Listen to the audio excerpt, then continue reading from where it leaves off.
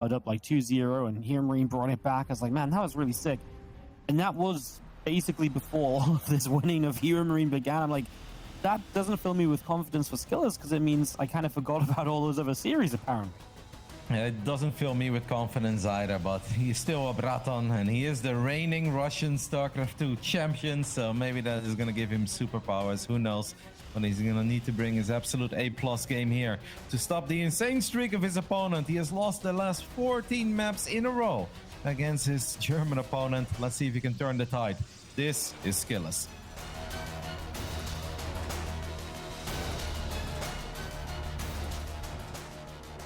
Up against in the bottom right-hand side, the red Terran player from Mouse Sports. This is, of course, HeRoMaRinE.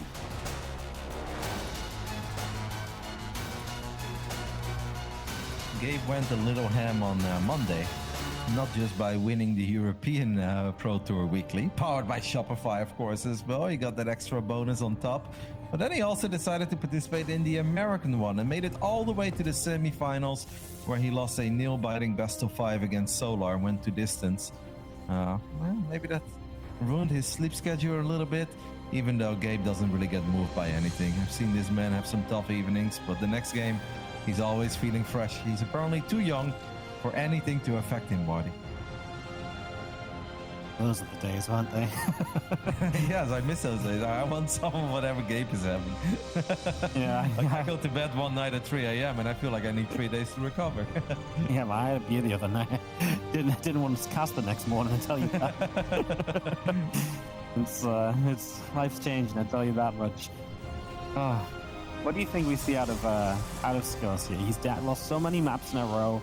How do you even play at this point? Do you go a bit crazy? Do you try and play your super standard?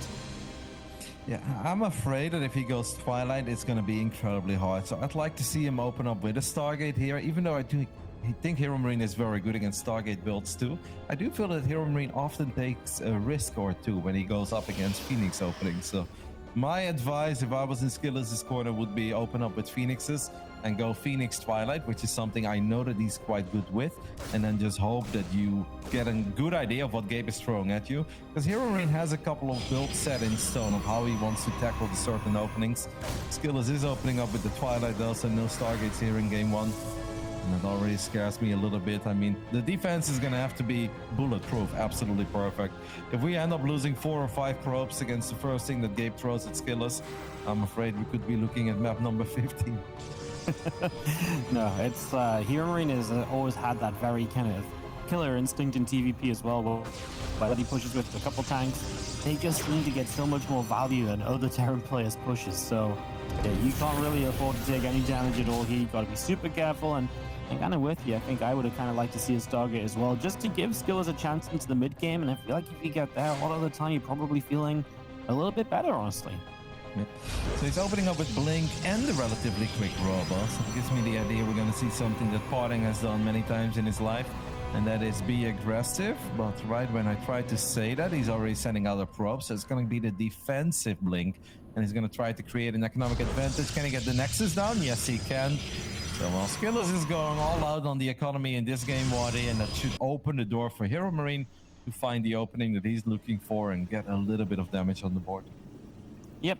We'll see what he wants to do with this medevac, as the Hellions still producing Marines. We'll see if they want to be brought across or what exactly the plan will be in the next round or two. Looks like it's just going to be our Hellions. Our Marines are going to be left at home, so well, Hellion drop in towards the main base, and there is a bit of a gap at the moment until that pylon finishes of vision. So if he can find that little spot of vision, or lack of vision, then this could be a perfect setup to begin with, as he sends one Reaper to the left side. The Hellion is lying in wait for the medevac, and I feel like he's heading... Okay, he's going to fly over the pylon. Yeah, and SKillous is going to build another pylon, but the Stalkers are still out of position, and we don't have a shield battery in the main base. Probes will fall. The big question is how many? Well, that's 5 immediately. Make it 7. This is not a good start at all for SKillous. He's going to end up losing 12 workers here. He should be... No, he didn't go for the medevac, but I think he should have gone for the medevac. I mean, having 3 Nexi very early on is nice and all, but if you lose 12 probes, you're going to spend the next 2 minutes to recover from that economic damage. wasn't even 4 Hellions, right? It was just 3. You've been able to react to Marines throughout this. It's one of the lowest committed Hellion drops you can have as HeRoMaRiNE, and yet it still gets so much damage done, and SKillous is already going to be in a world of pain. As now he starts up that Templar Archives. We've been seeing this a lot lately, just that faster Templar Archives, you know, off of full gas, and a lot of people have been getting Storm and trying to do a couple Storm drops with that, but I always feel like, especially after you take damage, that really leaves you in a very vulnerable position.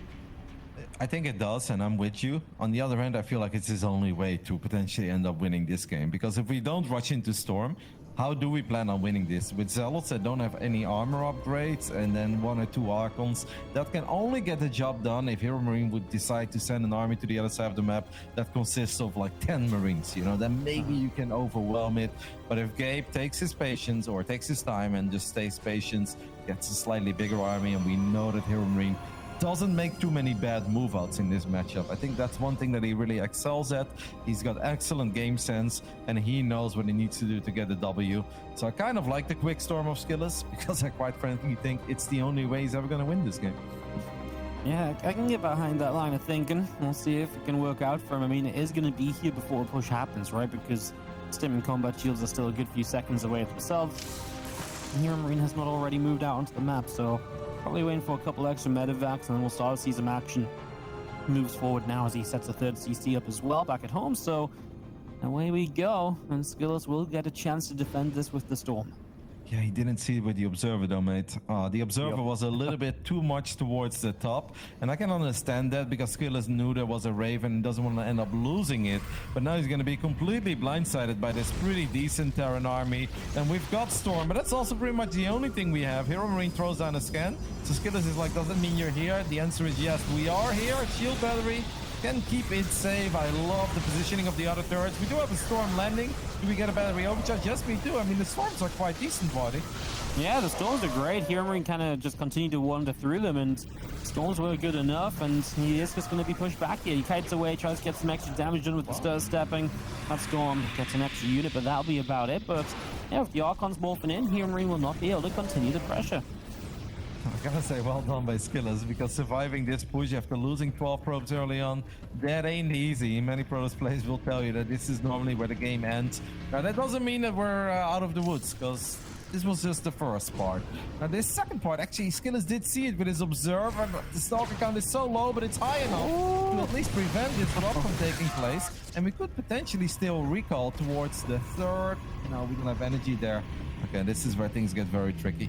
This is going to be tricky, especially because there's 2 Widow Mines between the natural and 3rd, and Skillous is likely to run over on his way over here, so he's going to lose a couple Zealots already. And obviously, HeRoMaRiNE sets up 2 more Widow Mines. He's going to start picking up another pylon. Skillous is now supply blocked, and oh my goodness, the Widow Mines connect perfectly on those Zealots. Now he does get the drop into the main base. That medevac just surviving from earlier. And this is where HeRoMaRiNE just continues to rack up the damage, get a little bit more done, and just keep Skillous pinned back at home and unable to really get out of sight of his bases. Potential mine drop heading towards the natural. Skillous is whopping in a few units, but it's a little bit too late, so these mines will find some damage. We even mess up the Stalker blink, so Stalker falls where a Stalker probably should not have gone down. I feel that Skillous' only chance is just to all in this game. Like, do not even think about dropping a Robo Bay, do not even think about dropping Forges, because I think it's all just gonna take too long. With 2 workers behind against the Terran player, the one thing that you've got going as a Protoss player here is that you have Storm, so that you may as well try to make magic happen. He's gonna take all the gases, and I'm afraid that things will just go from bad to worse. Well, let's see. As we see, Storm is coming through, gonna push forward a little bit there as HeRoMaRiNE. And just got ourselves a little bit of a counterattack, but when HeRoMaRiNE already has the units in position to deal with it, it just takes away one of the big ways we usually see Protoss players getting back into PvTs, and it feels like that position will continue to be good. Anti-arm missiles still up over here on a bunch of these units, so the Terran army is not going to have a bad start of this fight, especially with the Widow Mines helping to cleave down a couple of units at the front as well. The gap in supplies is just rising and rising, Roddy. Yep. And I'm with you when it comes to the Zealot drop. I like Zealot drops if the Terran is sending all their units to the other side of the map or spreading themselves thin over 4 bases, and then we can sneak into the main. But when Gabe is running around with 4 or 5 Marines and a couple of Marauders in his main, dropping a few Zealots one by one, it's just not gonna get the job done. I can understand that Skillous is feeling a little bit desperate and just wanted to get a little bit of damage done, but that wasn't it. Yeah, absolutely. Just gonna see more of this army of Skillous still heading down the bottom side. Bit of bio army pressing forward as well. So taking a few shots. HeRoMaRiNE's burrowing up. I mean, he's already got a huge army to the top side. He's gonna catch these High Templar as well. Skillous just doesn't realize it. Doesn't even get a storm off. Nope. Losing 3 High Templars there. That was the only thing that Skillous still had. Plenty of High Templars with Storm. Well, those just went down too. Gabe has 2 armies, which I feel are both capable of beating the 1 army of Skillous at this point. A 2 upgrade advantage. There are a couple of observers, but they are not where they are supposed to be. So we're not going to be able to see these mines. So the mines will not just fire, but the mines will survive. And that's where you know things get really bad. Gabe is in his element at this point, and this is just all HeRoMaRiNE in game 1. Yep, it was a good start from HeRoMaRiNE, and obviously good initial defense from Skillous after that. But then HeRoMaRiNE just kicked it up a notch, damage everywhere, dropping all over the place, and Skillous was just never really probably get a handle on this. And now, well, here we are, 1-1 upgrades against 0-0, the army twice the size almost.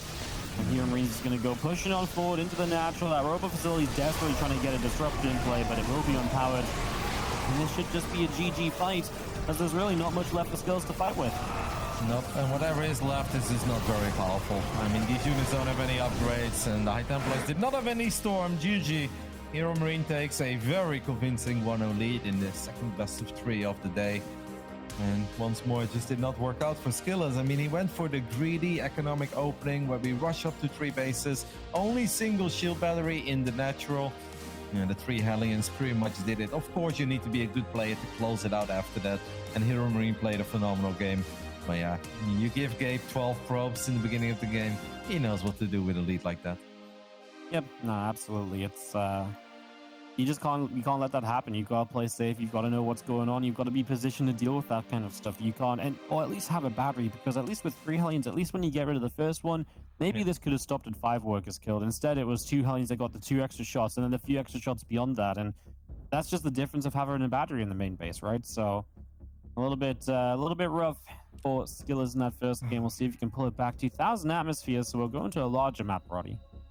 Out of all the openings and all the builds that a Protoss player could decide to go for in a game 1 against a Terran, that's the one that I like the least. I feel like that's a good build if you are the favorite, if you're clearly better than your opponent, because then you can just sit back, you can defend and hopefully not take too much damage and take the game from there. But if you already come in as the underdog and you've lost the last 14 games in a row against your opponent, to go for like what is supposed to be the most complicated opening to defend against whatever the Terran throws at you, I'm not a very big fan of that, because you don't have to just defend your natural or your main. You're not being aggressive on the other side of the map. You basically have to defend 3 locations, and because you're going up to 3 bases so quick and you've got a robo, you barely have any units. And if you barely have any units, it's a lot more likely you're going to take damage from that first medevac drop, regardless of that being a Marine or a couple of Marines in 1 mine or a triple mine or a Hellion drop. It's just the most difficult opening to execute.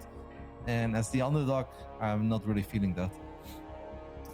Well, we'll see what Skillous goes for in game number 2. It's 2,000 atmospheres, so a bit of a larger map, a bit of a chance to maybe get into a longer game. Maybe more difficult for HeRoMaRiNE to take advantage if he does find a lead. So maybe, I mean, either way, you don't want that to happen, of course, again. So I would like to just see Stargate, Phoenix play defensively, play safe, get up to Colossi, and play a game from there. Because to me, that's when Skillous is at his best in PvT anyway. I agree.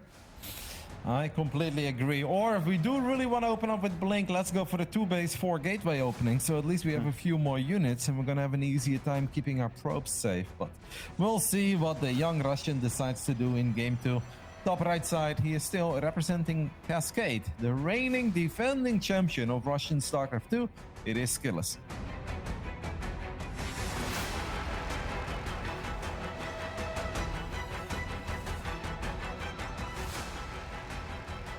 Bottom left-hand side, up 1-0.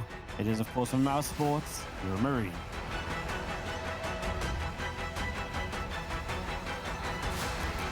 And of all the DreamHack seasons, this has to be the best start for Gabe, right? 9-0 in maps, 4-0 or in best of 3s. Like, we know that he often does well, and he most of the time, of course, qualifies to the upper bracket as one of the top 2 finishes of his group. But I can't remember Gabe opening up 9-0. Yeah, I can't really disagree with that, if I'm going to be honest with you. Yeah. I'm gonna do some research and have a quick look. All right, you let me know if it happened before. SKillous is going for a interesting second pylon, and he's mining off both simulators in his main base. What is this all about, SKillous? Now, we are quite familiar with the Void Ray watches, of course, in this matchup, but this pylon is a little too far away to qualify as a proxy Void Ray opening. HeRoMaRinE is going to drop his command center on the low ground. I have the feeling that is exactly what SKillous is hoping for, because the opening of our Russian Protoss is not very economic, but it should give him some tools to be aggressive early on. Proxy Stargate for Oracles, I guess, just to show up a little bit quicker. Make it seem like it's Void Rays, but then it's Oracles. I'm not exactly sure what we're going for, but that's kind of what I'm making out of this. You're very right, Roddy. HeRoMaRinE never had a clean season like this before. It's definitely the most dominant season he's had up until now. Feels good to be right. I can't get the predictions right, but at least my memory serves me well. I mean, honestly, I wouldn't have disagreed with you. I was just interested, you know. I was just wondering, but yeah, no, he actually had. It kind of makes sense as well, because we always talked about the big game weekly, but then he'd come into these weeks and he wouldn't lose matches, but he'd lose maps, and he'd be like, well, that was a bit shakier than we expected from HeRoMaRinE. But yeah, this season it really feels like it's turning on for him at the right time this year. What do you make of this opening of SKillous, mate? Like, so he's proxying a Stargate of one base. Wait, what? Phoenix? Yeah, One I mean, base Phoenix?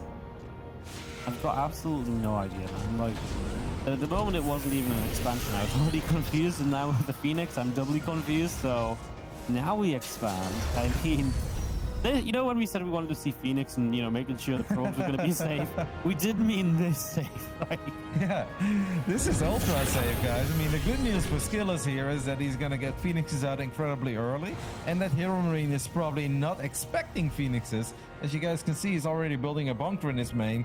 Gabe is reading this the way that most Terran players would read this, and that is a proxy Stargate Void Ray opening. And that one SCV on the other side of the map is a big one for Gabe, because this SCV is now going to give HeRoMaRinE the heads up that there is a Nexus going up in the natural. It's just a very awkward, super late Nexus. So now HeRoMaRinE knows that he doesn't need to do a whole lot to be economically ahead in this game, because he already is. yeah, the SCV scout, just to double confirm, really is just that one little bit of extra that now just feels like what you do with SKillous about that. Cyclone gets the Adept kill as well. Well, here come the Phoenix. They can lift up the Cyclone. You probably do get a Cyclone kill here. Marines will not be able to capitalize on this. And okay, Cyclone goes down, but does that make up for all of the investment here? I mean, SKillous is down 4 workers, which at this game, you know, state of the game, it's pretty serious because you'll never be ahead by 4 workers. Yep, but the Phoenixes will find a little bit of economic damage too. I mean, it's definitely been throwing HeRoMaRinE off a bit. I kind of wish that he would have been able to deny that SCV scout from taking place, but I guess the moment HeRoMaRinE would see all these Phoenixes, Gabe would kind of figure out what's up anyway. It's odd. We do have Phoenix into Twilight, which is the build I mentioned in game 1, and I do like to see that.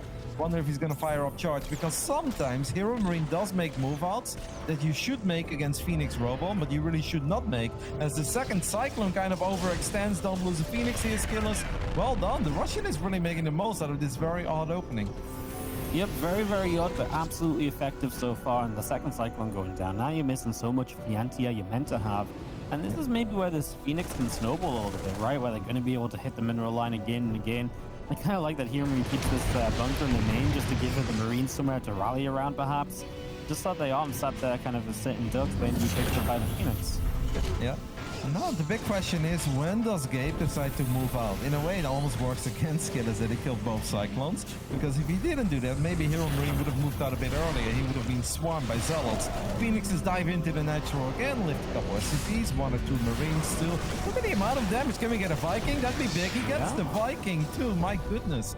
Units lost resource stab now 1300 versus the 125 on the side of SKillous. Fantastic opening, man. I mean, it couldn't have actually gone better, you know, all said and done. Just got Phoenix, and still building Phoenix 2 and go and charge behind this. And I do like the charge behind it as well, right? This idea of you're doing so much, you're killing a lot of units. The ability to just overwhelm with charge lots is absolutely becoming, you know, a possibility. Yep, if HeRoMaRinE thinks the right time to move out is with 2 medevacs and he's got Stim and Combat Shield, well, he's wrong. He does throw down a scan. The scan doesn't tell him everything. Kind of funny that SKillous is building a battery. I feel like that's the last thing he needs. He needs to pray that HeRoMaRinE moves out, because that's where Phoenix Zealot really shines. When the armies are small and the move out, you know, shows up earlier than it's supposed to show up. Yep. No, absolutely. It's going to be intriguing to see what HeRoMaRinE tries to do from this position. He is just going to drop that third CC down in main. I mean, his upgrades are done now, so again, a lot of Terran players would be like, okay, this is it, let's go. But yeah, I don't think it is the time to go at all. Better to maybe sit back that little bit longer and improve your army, because the size of armies for the Terran definitely helps a lot of games up close to play at the moment. Yeah, it's super annoying for Terrans to play games like this, because the best thing they can do is do nothing, and that is just kind of sit. Seems like Gabe is gonna try to make a little play happen. He's picking up units. This is very risky, and that's kind of what I briefly touched upon in that first game. Gabe makes some move outs against Phoenix openings that are kind of hard to justify, right? Because this could be a suicide mission. You don't even know if your opponent has a Robo. You don't know if they have the Zelnaga watchtowers. The Phoenixes could very well fly into this medevac, and then this medevac is, of course, super dead. Yeah, and he does have some pretty good vision, just putting pylons around, etc. But at least the Phoenix will not be in quite the right place to punish it, as they are going to be coming over here. They are going to find these Marines. Yeah, that got scary for a moment, but SKillous season, he does pull back, doesn't let too much happen. HeRoMaRinE scanning the fourth, and does he just get around that pylon without being seen? No, he definitely was seen there, but I don't know if SKillous saw it. Just because we saw it doesn't mean that SKillous saw it, and SKillous indeed is not reacting yet. I would recall the Phoenixes here probably.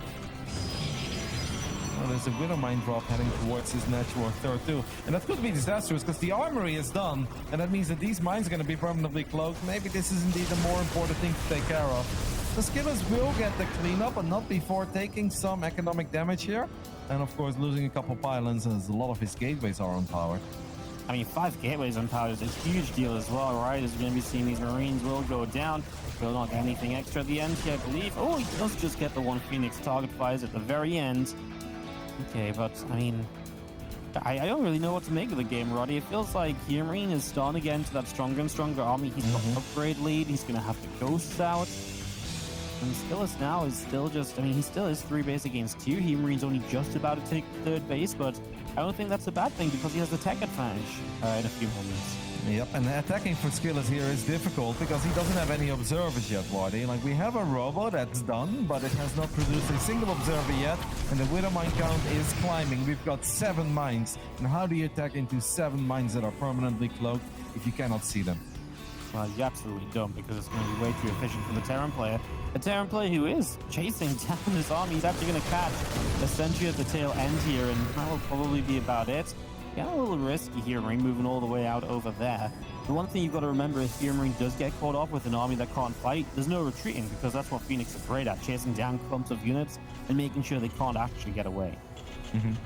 I do feel that SKillous was finding a lot of good damage early on, and I think he was able to justify his late Nexus. But I think the most important thing when you wait so long to drop Forges or a Robo is that you prevent the Terran player from mining of 3 mineral lines.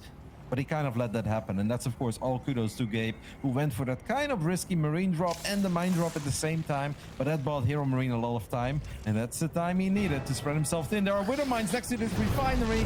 Nice little split up. Yeah, even when you fly back now, you can't see them yet. This is where I feel like SKillous is starting to lose control of this game, man. Nice EMP there by HeRoMaRinE. We need those Colossus out, and we need them out real soon. Yeah, it's really painful. Like, the efficiency of Widow Mines is meant to be not so good because of the fact that once they fire, they're meant to get cleaned up. But if they get to fire and go again, well, yeah, it becomes very, very expensive trying to deal with them. So, Colossi are on the way, but now HeRoMaRinE has Ghost. He's actually going to build 4 Vikings at a time, and you'll obviously need a lot of Vikings here because you need enough Vikings to survive the Phoenix and kill the Colossi, but I don't know, man. I'm just not confident for SKillous for the last few minutes. It just feels like he's not really achieved anything, and just feels like HeRoMaRinE is very comfortable with where he's at. He was stuck at pure Phoenix Zealot for a while, which is not bad if you can trade or if you can keep Gabe at 2 bases. But he wasn't able to accomplish that. And then all the good you've done early on with the Phoenixes, it's going to disappear real quick. Because at this point, HeRoMaRinE is just heading towards a battle army. +2 is almost done for the Marines, Marauders, and the Ghosts. And the fact that SKillous just lost all those Phoenixes is going to hurt even more now that the Viking count is climbing. Because it's not like SKillous got a crap ton of Stalkers with Blink. He is researching it, but it's going to be so hard to keep these Colossi alive, and we're losing another Phoenix. They did a lot of good early on, Wadi, but now at the end of the day, we still lost 7 Phoenixes. It's very, very expensive. Yeah, if that Phoenix count was still super high, the Vikings really don't get a chance to do too much, as this is just going to be a bunker defense against these Zealots. They're going to turn for the natural expansion instead. There's a few units from the high ground, and they can fly. There's another bunker there as well. We're actually going to start this fight over here as the EMP also goes down. The Vikings are going to start getting shots off, especially as they move away from the super battery. The Vikings will get a chance to actually maybe get some kills on the Colossi, but a lot of Zealots charging through. HeRoMaRinE is in full-on retreat mode. Yep, this was actually a fantastic fight by SKillous, especially because the Widow Mines dealt a lot of damage to the Vikings. And even though the Phoenix count wasn't that high anymore, I mean, that Viking damage really did hurt. And Gate was just running away. He started a fight in range of battery overcharge. He realized that was not the place to fight, but then he just kept running while SKillous kept firing at his army. And just when we weren't really feeling it anymore for SKillous, that was probably the best fight he was ever going to take. Yeah, absolutely. I do get a little bit worried for HeRoMaRinE in the sense of, you know, I don't really see him with like the 4th base or anything, right? He doesn't have any setup for the future, so it almost feels this is almost becoming a bit of a 3-base all-in. He's also not starting armor upgrades, he's only continuing with attack upgrades. Now SKillous is on the offensive. Yeah. And that's obviously great news for the Russian, especially because he's got a War Prism here. He can do a little bit of juggling. The Viking count is quite high. Once more, we're looking at 11 Vikings at this point. But you're spot on. Like, SKillous is attacking HeRoMaRinE while he's on 5 bases. The Archons are actually getting shots off on the Vikings. I mean, that's the Speed Throtter's dream that you don't get to see very often. And if I'm SKillous here, I'd almost say, maybe just chill a little bit, mate. Spend your money. Make sure you don't take a fight you don't have to take. But he's going to try to take it again. I like the Stalker positioning here, Wadi, because as long as we take care of the Vikings, it's going to be a good fight. Man, how many Colossi just keep showing up? More and more showing up, but now there's no protection for them. So the Bioun's going to stim on top. It will not be enough, and that is going to be SKillous able to tie this series against HeRoMaRinE. He is going to be able to break that winning streak. It happens here in the DreamHack Masters. Snapping this streak, well, that should be a momentum booster, right? Kind of a funny game. Can't wait to talk a little more about it, but you guys know the drill when we're all tied up. And it's time to head into a very quick commercial break. And after that, we'll be back with Game 3 between SKillous and HeRoMaRinE.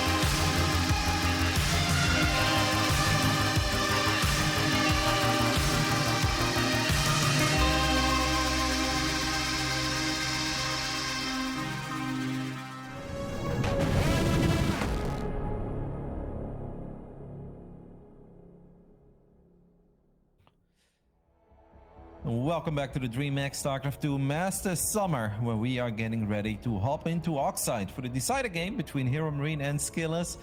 I mean, he hasn't done it yet, Wardy, but he has tied things up, and going over previous series, that's already a W for SKillous today. You know what, Roddy? He listened to the boys. He said, be safe, don't make bases, make Phoenix. And he did all of that to the extremes.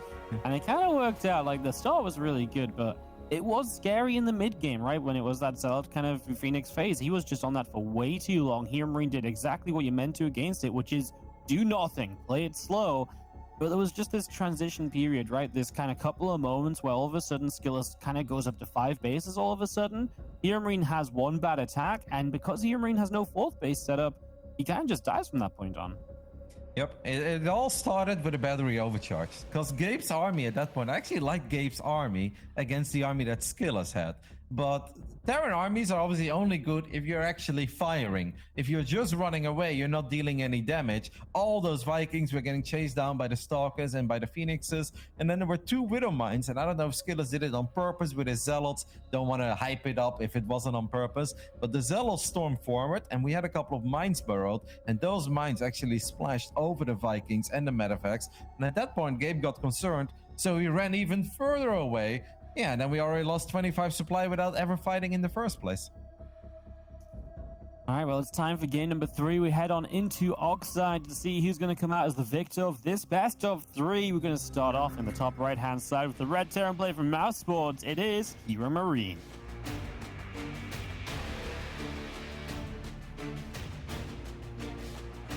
And in the bottom left side, we're looking at the main base of our Russian Protoss, who just snapped the 14-game winning streak that his opponent had over him. But his opponent also has a 13-series winning streak over him. Let's see if he can snap that one too. This is SKillous.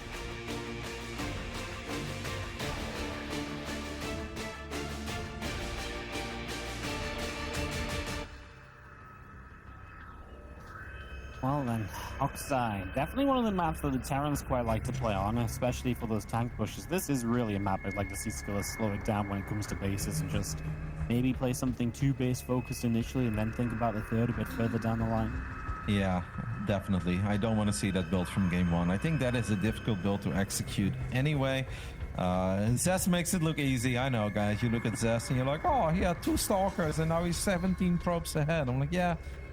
But just because Zest does it doesn't mean most of us mere mortals should do it. And SKillous is one hell of a player, but I'm definitely with you. I'd love to see him go either for Stargate again, because he's clearly pretty good with the Phoenixes and he knows how to read a game. I think he could have transitioned a bit quicker or slower last game, but then we needed to be more aggressive. But none of that mattered. He won. Yeah, either if you want to open Twilight, go for that parting build, you know. 4 gateways, blink Stalkers, maybe defend whatever Gabe throws at you and then start blinking into the main base, be really annoying. Or just play Phoenix, but please don't go up to 3 bases of 2 gateways and a robo and have 3 units, because then I feel like we're gonna watch a very anticlimactic game 3. Yep, I'm behind you on that one as we get our cyber finish. We'll get an idea as to what SKillous wants to do here fairly soon.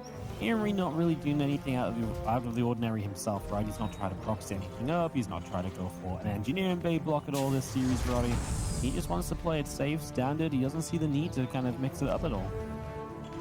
Nope. I mean, up to that previous game, everything was going according to plan. And even though we had a rough start, in the mid game, I was like, I think Gabus is going to win, man. He had a bigger army and he had a better army. But battery overcharge, it sends shivers down the spine of many Zergs and Terrans out there. And this was another one of those games that really got decided. Because if that wasn't battery overcharge, if that was a regular battery, HeRoMaRinE just takes that fight there. And I actually think that fight goes quite well, man. I'm really not that concerned about it. He had better upgrades. He had Gulls, EMPs, plenty of Vikings. It's just the running that really killed him. Because he lost so many units and took so much damage without killing a single Protoss unit. Reaper hops up straight into an Adept, which is already shaded, by the way, so it's going to be on top of that Reaper ASAP, or at least forcing it down to the low ground. Oh, well, yeah, that was meant to be a cancel. Yep. I mean, I always find it a bit tricky to deal with Reapers with Adepts, man. Like, I know that some pros players even prefer having Adepts over Stalkers. I'm a simple man. I know one Stalker is not quick enough, but I'll go for the double safety 2 Stalker opening, even if I don't want to make Stalkers, because these world-class Terran players are so annoying with their Reaper, and they're really good at avoiding the Adepts for as long as they can. Yeah, they really are. They're just everywhere with them, right? It's just crazy how many times they get in, how many times they get the scout. Here comes our Oracle with a Phoenix behind it as well, by the way, so we are setting up for that. We'll see if it continues. Oracle into the main. He's going to fly straight through, drops a Revelation. Just a very cautious Oracle, afraid of a Widow Mine or so. Or get caught. If Skillous would have been a bit more YOLO then, would have just gone for the mineral line immediately, I actually think he would have been able to grab himself a couple of SCVs there, because the Marine count wasn't super high, and there were no Marines protecting that mineral line. It's almost like too good to be true. Yeah. He missed that medevac, didn't he? Oh. Yeah, that's always a shame when you're playing the Oracle as well and the Stargate units, because they kind of need to be back here to help you defend a little bit. You're kind of meant to use them as your defense, but now the Hellion goes in the natural too, so he's going to be distracted, probably chasing this Hellion down or warping in something against it. And now you've got the units at the third base, and the depth goes down immediately, and Skillous, just nothing's moving anywhere, man. Nope, this is already looking pretty bad. If we had a shield battery near this Nexus, it wouldn't be so bad, even without overcharge. Because obviously this Terran army doesn't have that much DPS. Skillous is waiting for all of his units to show up, but losing just one Adept is already a big deal. Second Cyclone shows up to make things even more complicated, and if this is a bad fight, this could just be the end of the game immediately. Absolutely, there is not a lot. He does get the lock-ons off, and it is going to be cancelled as the units get away. It was the Oracle locked onto.